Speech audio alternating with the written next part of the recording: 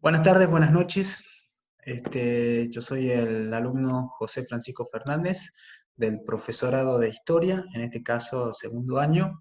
Y bueno, el día de hoy en esta materia que es Historia Argentina, vamos a tocar algunos conceptos que son muy interesantes de hacer una lectura analítica, ¿no? En primer lugar, vamos a arrancar con conceptos interesantes como lo que son las relaciones interétnicas y las relaciones de fronteras, que más que nada es importante conocer o tener en cuenta lo que es el concepto de fronteras, ¿no? Cuando nosotros hablamos de fronteras étnicas, estamos haciendo referencia a aquellas regiones que durante la época de la expansión colonial, en este caso del siglo XVI al XVIII, e incluso gran parte del siglo XIX, digamos, existe como un fenómeno, ¿no? En donde este, un sector, que en este caso es el sector que busca expansión, que busca expandirse, que busca colonizar, en este caso las potencias colonizadoras, y tenemos otro sector que es un sector que ya habita en la región que se quiere colonizar, ¿no es cierto? En este caso hablamos de las diferentes civilizaciones que encontramos en la región, ¿no? Civilizaciones antiguas, civilizaciones aztecas, incas, ¿bien? Y por supuesto, otras civilizaciones mucho más pequeñas que están a lo largo y ancho, digamos, del territorio americano. Entonces, es importante, digamos, reconocer a qué se le denomina frontera. Bien, cuando hablamos de frontera, se tiene que ver con ese espacio geográfico en donde existe el contacto de diferentes culturas. Bien, en este caso, una cultura extranjera, una cultura que viene de afuera y que busca y que quiere, digamos, colonizar o tomar tierras que pertenecen a culturas que ya están ahí por miles de años. ¿Bien? Entonces, ese contacto de estas culturas es lo que nosotros vamos a denominar como relaciones fronterizas, ¿no? Es decir, más allá de la ocupación territorial, vamos a hablar también de un sinfín de fenómenos, ¿no?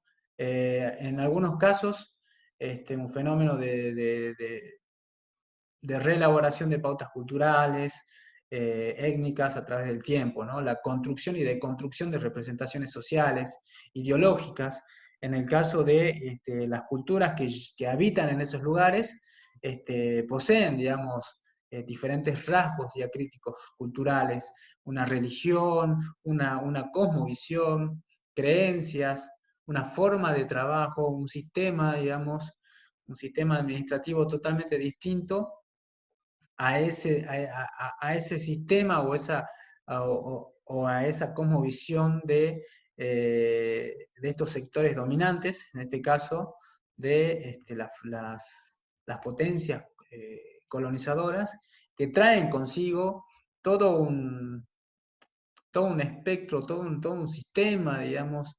administrativo, cultural, religioso, que buscan como imponer, ¿no es cierto? Entonces, este espacio geográfico en donde existe este contacto de la cultura que busca dominar e instaurarse y fundar allí, digamos, sus territorios, y el contacto, digamos, del otro sector que es este, el sector que lamentablemente en la historia lo dice, digamos, el sector que fue vencido, ¿bien? Cómo ese sector, digamos, tuvo que adaptarse a la incorporación o reelaboración, como dije anteriormente, de pautas culturales, un sistema administrativo, una nueva forma de pensar, ¿no es cierto?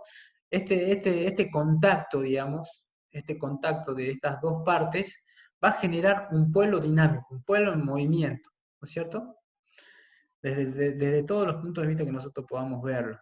Bien, entonces, como dice Césped del Castillo, cuando hablamos de frontera estamos hablando de un proceso de interacción. Esa interacción entre pueblos y sus respectivas culturas, que en mayor o menor medida, digamos, quedan influidas una de las otras. Hay como un proceso no sé si decirlo así, ¿no? Un proceso de sincretismo, de mixtura, de yuxtaposición. Sabemos obviamente que estos conceptos, desde el punto de vista antropológico, son conceptos muy específicos, pero existe este proceso de interacción, ¿no? De diferentes culturas. La cultura que viene de afuera, la cultura foránea, que busca establecerse, digamos, busca conquistar, fundar sus colonias, sus pueblos, ¿bien? Y dominar a la otra parte, que sería la parte que habita en ese lugar, y bueno, hay todo un interjuego de representaciones sociales que están en interacción constante, ¿bien? Un sistema de, no sé si hablarlo así como de reciprocidad constante, ¿bien? Un movimiento continuo que se desplaza a lo largo del tiempo, ¿bien? Y este contacto, por supuesto, es el resultado de las numerosas luchas entre estas culturas, ¿bien? Culturas foráneas, en este caso las culturas colonizadoras, y las culturas que habitaban y que habitan en los espacios americanos, ¿sí? Entonces, es una lucha simbólica como material, ¿sí? Es muy complejo, pero complejo e inestable poder hacer un análisis o una lectura sobre las relaciones entre los indígenas y los españoles, ya que en esa interacción existe un proceso de acuerdos, negociaciones, ¿bien? Y también tensiones y enfrentamientos. Entonces, hay una tendencia, digamos, constante y compleja e inestable, ¿bien? A lo largo, digamos, de la historia lo vamos a ir viendo. Por esta razón, es importante tener en cuenta, ¿bien? Las rebeliones andinas que tuvieron repercusión, ¿eh? Durante todo el proceso de colonización. Bien, por eso vamos a definir, digamos, un concepto muy interesante que es el concepto de utopía, ¿sí? Cuando hablamos de utopía estamos hablando de la utopía, a ver, la utopía es como un pensamiento, ¿no es cierto? Un pensamiento, quizás un ideal, ¿no? Un ideal y un rasgo distintivo, digamos, del pensamiento andino de pensar una ciudad ideal en donde rompe con todo lo que se vive en la realidad, ¿no es cierto? Entonces, ¿quiénes son los protagonistas de esa ciudad ideal? El renacimiento de lo que sería el Tahuantinsuyo, ¿bien? El Inca, y obviamente enmarcado en esta creencia, digamos, de el fin del desorden y la oscuridad y el resurgimiento del Inca, del Salvador, que va a poner en orden todo lo que se sufrió durante este proceso de conquista o de colonización. Me parece a mí interesante tener en cuenta este concepto de utopía, ya que de alguna manera nos permite poder hacer una lectura del pensamiento andino. Bueno, acá es compartir algunas imágenes, ¿bien? De este proceso, ¿no es cierto?, de interacción, ¿no? A este concepto de frontera en donde nosotros encontramos un proceso de negociación, un proceso de interacción de ambas culturas, en donde obviamente hay acuerdos y desacuerdos, resistencias, luchas.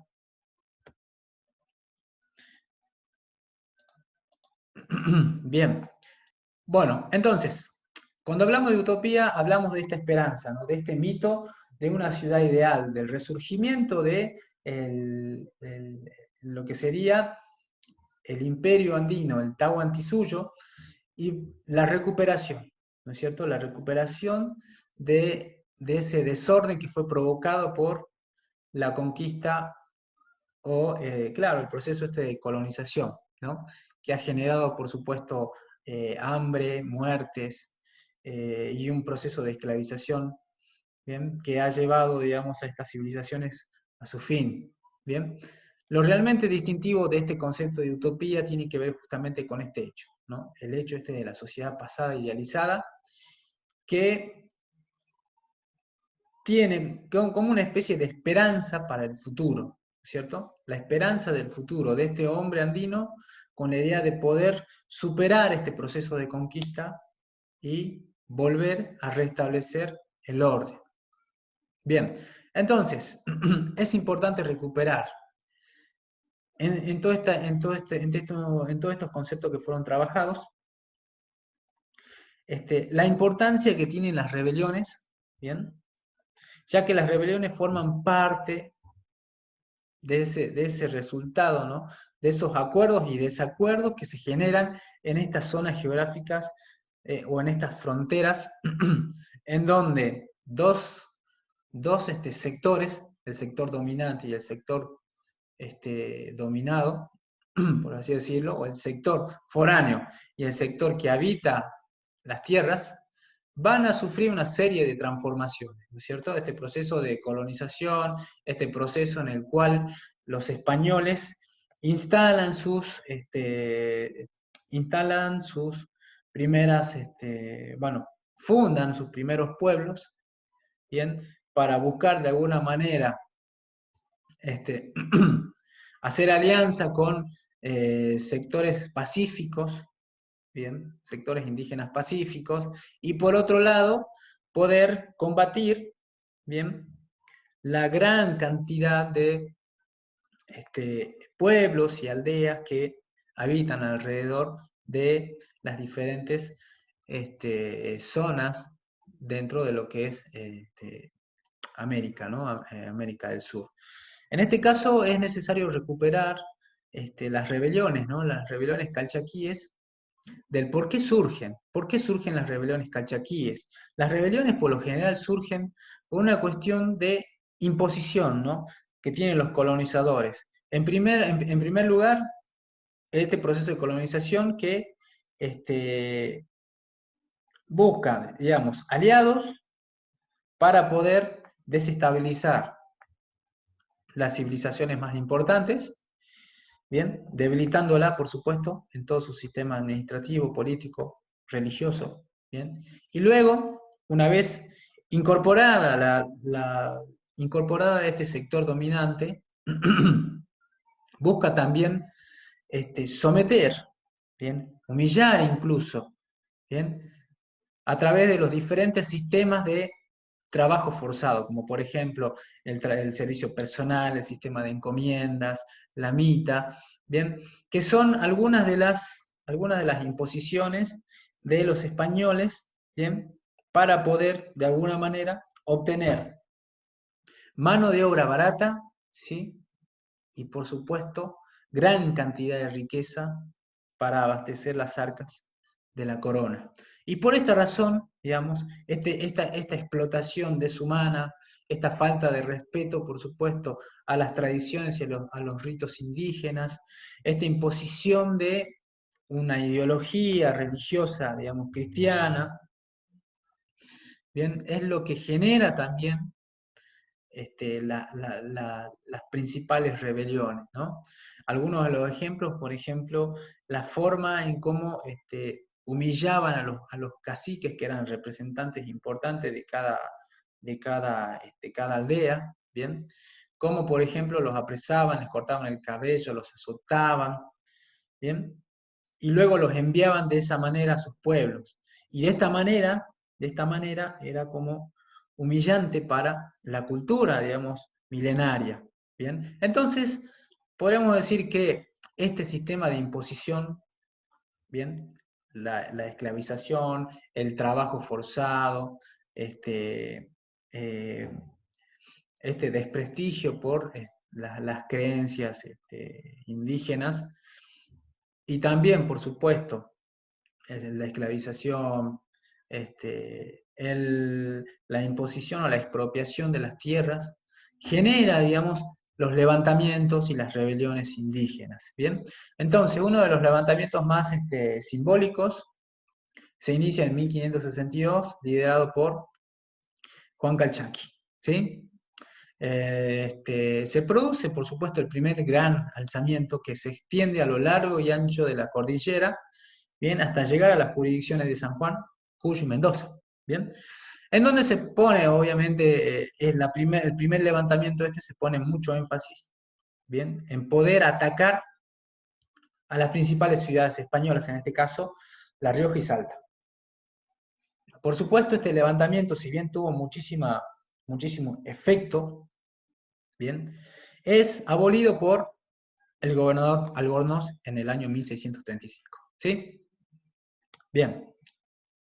Algunas de las causas de este primer alzamiento eran estos trabajos forzosos. En este caso, la mita, ¿bien? Que era un servicio que no, era un servicio muy odiado por las civilizaciones, ¿no es cierto? No solamente la mita, sino la encomienda, que de alguna manera, bien, según las ordenanzas de Francisco de Alfaro, estaban prohibidas el poner en práctica este servicio, ¿no es cierto? Pero aún así, al no respetarse estas ordenanzas, se genera este levantamiento, ¿bien? Un levantamiento en contra de este proceso de deshumanización, ¿sí? Después hay un segundo levantamiento que duró 10 años, desde 1627 hasta 1637, que prácticamente involucra a naciones originarias que se distribuyen a lo largo y ancho del noroeste argentino, bien, liderado por Chalimín, ¿sí? Entonces, ¿qué pasa en este segundo levantamiento? En primer lugar, estaban cansados de este proceso de nombramientos, bien, de las tierras que no les pertenecían a los españoles, pero que automáticamente los españoles ya obtenían como licencias o títulos que nombraban a determinadas personas como dueños de esos territorios, de esos terrenos, de esos territorios. ¿Bien? Entonces, una de las principales, podríamos decir, causas de este levantamiento es, bueno, ajustician a Ramiro de Villafañe y queman todas las haciendas. ¿Bien? Y esto genera, por supuesto, alzamientos parciales que se registran desde 1627 a 1637. Por supuesto, la situación preocupa al rey de España y de alguna manera este levantamiento es como neutralizado, ¿sí?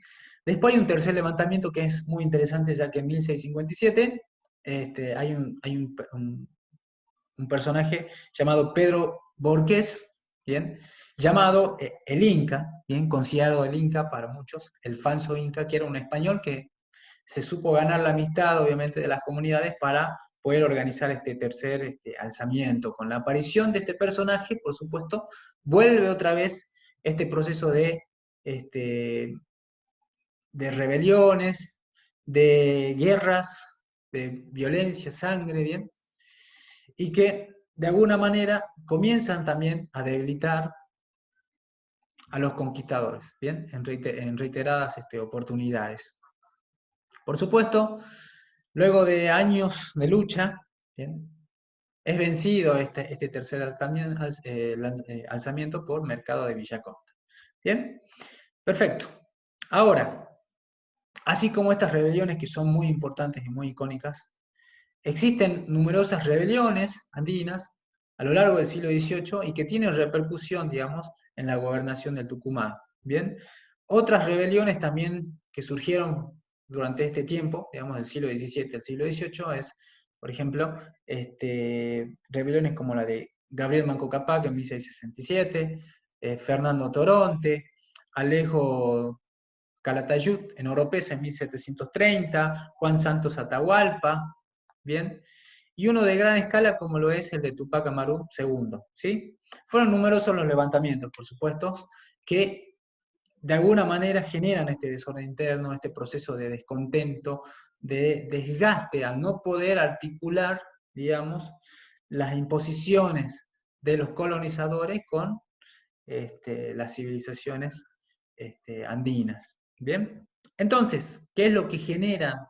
¿Cuál es el efecto de estas protestas, de estos alzamientos? Podemos decir que hay un contexto ya, ¿no? En donde las zonas comercialmente desarrolladas, ¿bien? Comienzan a estar afectadas por presiones fiscales, ¿bien? Sobre todo a partir de las reformas borbónicas. Esa es una de las razones. A través de estos alzamientos, ¿qué es lo que sucede? podemos tomar el caso de la rebelión Toba en 1781. En definitiva, el efecto de estas rebeliones, de estos alzamientos, ¿sí?, indígenas, genera de alguna manera efectos, ¿no es cierto? Efectos, por ejemplo, como la constitución de un mercado laboral en estos espacios, ¿bien? En donde vamos a vincular, digamos, la sociedad, dentro de la sociedad fronteriza compuesta por esclavos, trabajadores mulatos, pardos, relativamente libres, criollos y españoles vinculados o desvinculados a la casa de los criollos ricos. ¿Bien? Otra de las cosas que generan estos levantamientos es una nueva organización regional administrativa, ¿bien? El surgimiento de las famosas intendencias, y otro elemento a considerar es que en esa rebelión, en las rebeliones más allá de la participación de los indígenas, lo que predomina es el liderazgo criollo, ¿sí? Y como para cerrar, podemos decir que el avance colonizador, por medio de la conjunción de haciendas, reducciones resguardadas por fuertes, se desarrolla de manera acelerada, ¿sí?, desde la implementación de las políticas asistencialistas en el Chaco, hasta dar lugar, por supuesto, a un mercado laboral relacionado con la producción mercantilista que corre a tono con el crecimiento económico y el auge del intercambio con las ciudades mineras y orientales bajo la jurisdicción de la Audiencia de Chacras.